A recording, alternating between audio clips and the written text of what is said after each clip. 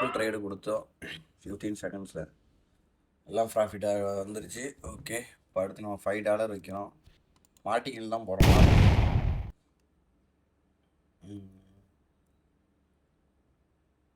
Okay, again by கொடுக்குறேன். எதுக்காக by கொடுத்தோம்னா 15 செகண்ட்ஸ் தான் நான் ட்ரேட் எடுக்கிறது. இந்த இடத்துல ஒரு சப்போர்ட் ஸ்ட்ராங்காக இருந்துச்சு, பையர் வருவாங்கன்னு கொடுத்துருக்கேன். இதில் ஏற்கனவே இந்த இடம் ஒரு லெவல் வேறு ஸ்ட்ராங்கான சப்போர்ட்டு, அது லாஸ் ஆகிட்டு ஒன்றும் பிரச்சனை இல்லை. இது எவனோ 15 செகண்ட்ஸ் வந்து ஹைலி ரிஸ்க்கு பார்த்துக்கோங்க. புரியுதா? ஓகே,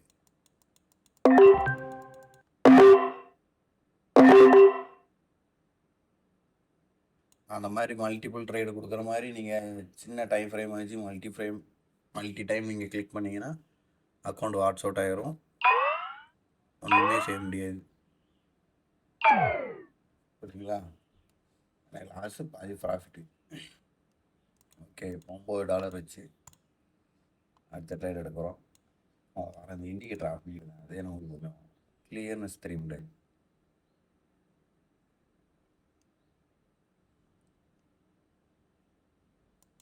மவுஸும் வேறு மாற்றணும்னு நினைக்கிறேன், ரொம்ப ஸ்லோவாக இருக்குது மவுஸ். இப்போ அகைன் இங்கே ஒரு சப்போர்ட் ஸ்ட்ராங்காக இங்கே தான் இருக்குது. நினச்ச மாதிரி அந்த லெவல் தொட்டுச்சு, பை கொடுத்துருந்துருக்கணும், கொடுக்காம விட்டுட்டேன். ஓகே, ரிவர்சல் நடக்கு அந்த இடத்துல.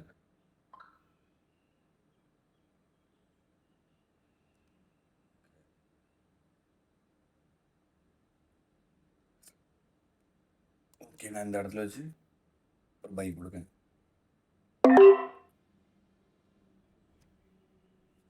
ஒரு ட்ரேடு தான் ப்ளேஸ் பண்ணியிருக்கேன்.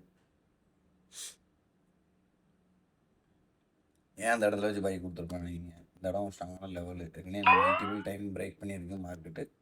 இப்போ அதனால் மேலேருந்து வந்து அந்த இடத்துல ஒரு ஸ்ட்ராங்கான சப்போர்ட் எடுக்கும். அந்த விக்கு எடுத்தோன்னா அடுத்து மேலே பை தான் ஆகும் அப்படிங்கிறதுல கன்ஃபர்மேஷனில் கரெக்டாக கொடுத்தேன். அதுமாதிரி நமக்கு கிடச்சிருக்கு.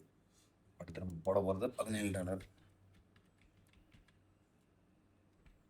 நான் அடுத்தடுத்து ட்ரேடு எடுத்துக்கிட்டே இருப்பாங்க. ஏன்னா ஒரு 3 வருஷமாக இதில் இருக்கேன்னா நிறைய லாஸ் பண்ணியிருக்கேன். கொஞ்சம் நிஜமாக இல்லை, எக்கச்சக்க லாஸ் அமௌண்ட் பண்ணியிருக்கேன். அது காரணம் ஃபுல்லுமே எமோஷ்னல். இந்த மாதிரி பொறுமை இல்லாமல் 3 நிமிஷம் தான் ஆயிருக்கு. 3 நிமிஷத்துக்குள்ளே எத்தனை ட்ரைவர் எடுத்துருக்கேன் பாருங்கள். சாரன்னு ரொம்ப ஹைலி வேலட்டைலாக இருக்குது. இது வேண்டாம். நெட்டும் கொஞ்சம் சம்டைம்ஸ் எனக்கு கொஞ்சம் இதாக இருக்குது. பிஎஸ்என்எல் போட்டிருக்கேன், மாற்றணும். ஓகே, அப் ட்ரெண்டு இப்போ சைடு வைஸில் போய்கிட்டுருக்கு. ஒரு கன்சால்டேஷன், ஒரு ரேஞ்சு மார்க்கெட்டு போய்கிட்டுருக்கு. 1 மினிட் சார்ட்டில் இருக்குது. நம்ம 15 மினிட்ஸ் மாற்றிடுவோம். இவ்வளோ தான். நம்ம இங்கே டைம் வச்சுருக்குது 15 செகண்ட்ஸு.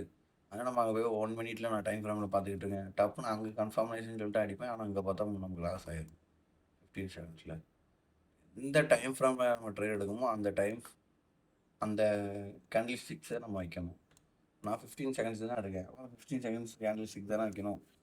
அதெல்லாம் நமக்கு தெரியும் எது சப்போர்ட்டில் இருக்குது, எது ஸ்ட்ராங்காக இருக்குது என்னன்னு. Okay, fine. இருக்காங்க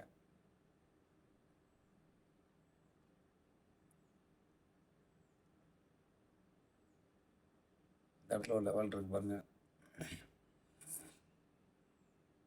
இருக்கா? இப்போ இதை வந்து இது பிரேக் பண்ணணும். பிரேக் பண்ணிடும், கட்டாயமாக பண்ணிடும் நினைக்கிறேன். பிரேக் பண்ணலன்னா அப்போ ஓகே, அப்போ அது மாதிரி கேப் அப்பாக வந்துச்சு. கேப் அப் ஆகுனா டவுன் ஆகும். நினச்ச மாதிரி டவுன் ஆயிடுச்சா? ஓகே, இல்லை நம்மகிட்ட கேபிட்டல் இருக்குது, அடுத்து ரெக்கவர் பண்ணிக்கலாம். ஓகே, இந்த இடத்துல நான் மல்டிபிள்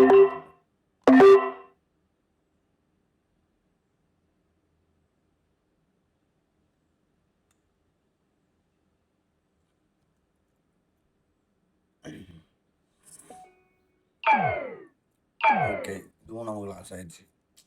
எப்படி லாஸ் பண்ணுறோம் பார்த்துக்கோங்க. புரியுங்களா? இதுதான் எமோஷனல் கண்ட்ரோல் இல்லாமல்.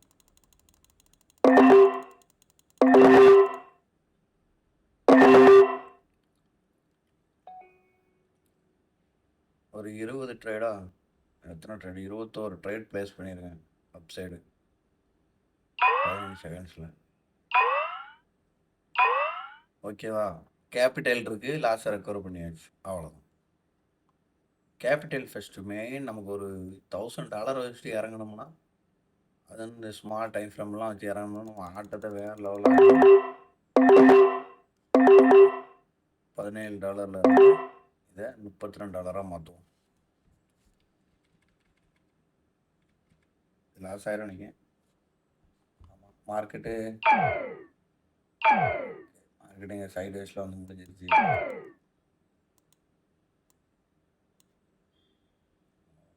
இந்த இடத்துல வச்சு ட்ரிபிள் ட்ரைவ் என்னால் எத்தனை ட்ரேட் ப்ளேஸ் பண்ண முடியுமோ அத்தனை ட்ரேட் நான் ப்ளேஸ் பண்ணியிருக்கேன். 16 ட்ரேட் ப்ளேஸ் பண்ணியிருக்கேன். இது கட்டாயம் நமக்கு ப்ராஃபிட் கிடைக்கும். ஏம்மா ஒரு ஸ்ட்ராங்கான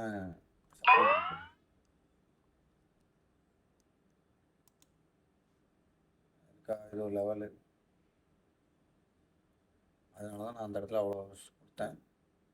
இது ஏன் கீழே வருதுன்னா, மார்க்கெட் பிரேக்கர் ஸ்ட்ரக்சர் கொடுத்து இங்கே வராங்க.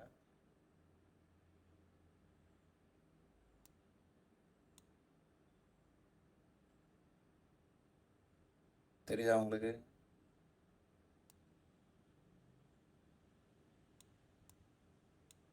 ஓகே, இப்போ அடுத்து ஃபுல்லாக பை தான்.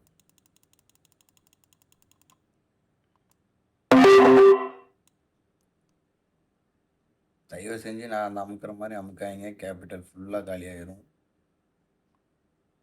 ஒன்றுமே பண்ண முடியாது.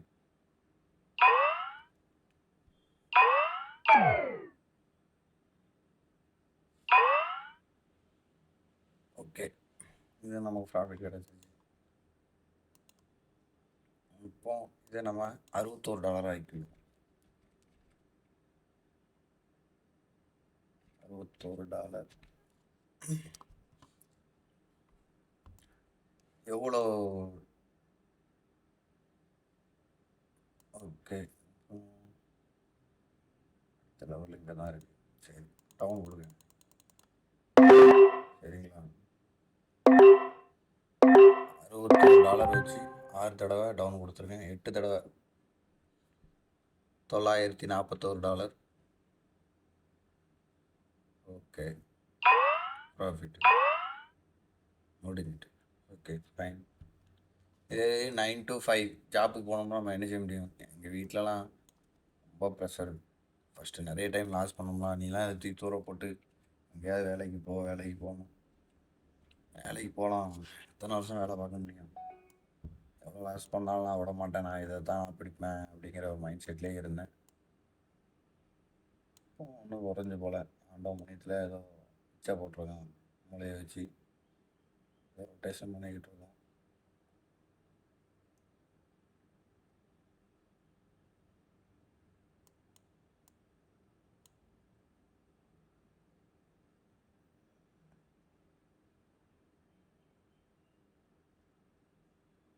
ஓகே,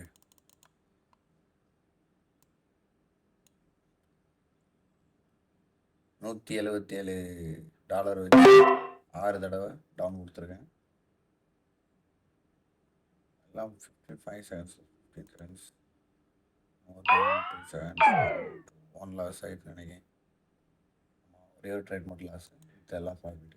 ஓகே, இப்போ நம்ம என்ன பண்ண போகிறோம்? $336 வச்சு $36 வச்சு அடுத்த ட்ரேட் எடுக்க போகிறோம். மறுபடியும் டவுன் கொடுங்க. இது கம்மியாக தான் கொடுத்துருக்கேன், ஒரு 3 ட்ரேட் தான் கொடுத்துருக்கேன். நம்ம அமௌண்ட்டு பெருசாக இருக்குது பார்த்தீங்களா, அதனால் கொஞ்சம் கம்மியாக தான் அமைக்கிறேன்.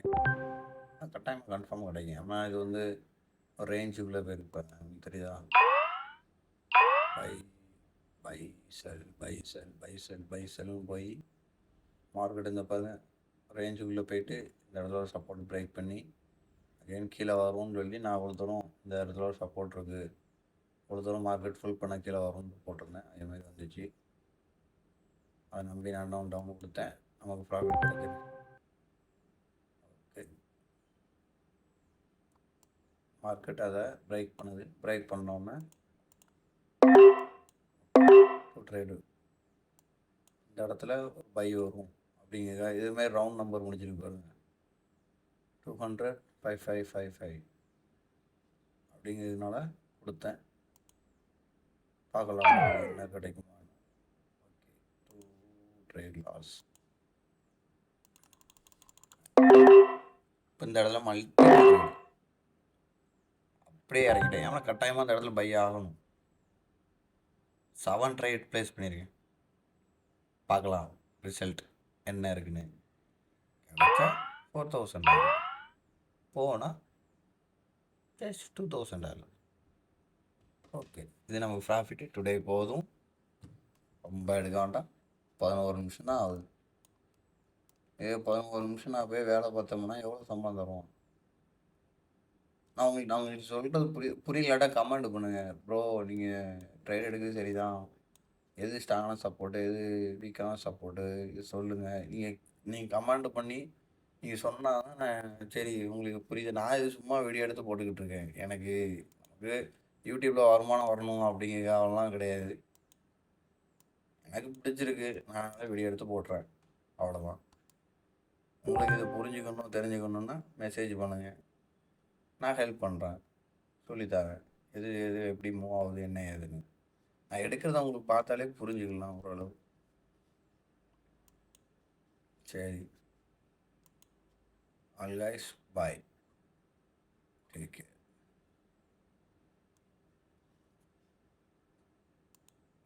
சப்ஸ்கிரைப் பண்ணுங்கள். சப்ஸ்கிரைப் பண்ணால் மட்டும்தான் நீங்கள் ஒரு 1000 மேலே எனக்கு சப்ஸ்கிரைப் ஏறினா தான் நான் லைவ் போட முடியும். லைவ் போட்டேன்னு வச்சிங்களேன், நீங்கள் எல்லாருமே பார்த்து நீங்கள் எல்லாருமே அப்படியே என் கூட சேர்ந்து அப்படியே ட்ரைவ் எடுத்துகிட்டு போயிட்டே இருக்கலாம். அதுக்காக தான் சப்ஸ்கிரைப் பண்ண சொல்கிறேன், வேறு ஒன்றும் கிடையாது. இதில் எனக்கு இந்த இதில் வர வருமானமே எனக்கு போதாதா? யூடியூப்பில் வர தனியாக வருமானம் வருமா? அதெல்லாம் கிடையாது. யூடியூப்பில் லைவ் போடணுக்காக சப்ஸ்கிரைப் கட்டாயமாக வேணும். ஒரு 1000 மேலே இருந்தால் தான் லைவ் ப்ரொடக்ஷன் இது பண்ண முடியும், டெலிகாஸ்ட் பண்ண முடியும். அப்படி பண்ணோம்னா வேர்ல்டில் எந்த மூலையில் யாருனாலும் ஹிந்திக்காரங்க, மலையாளி, சேட்டா எல்லாருமே பயன்படையலாம். அதுக்காக தான் நான் சொல்கிறது. Okay, bye, take care. All of you guys, good luck.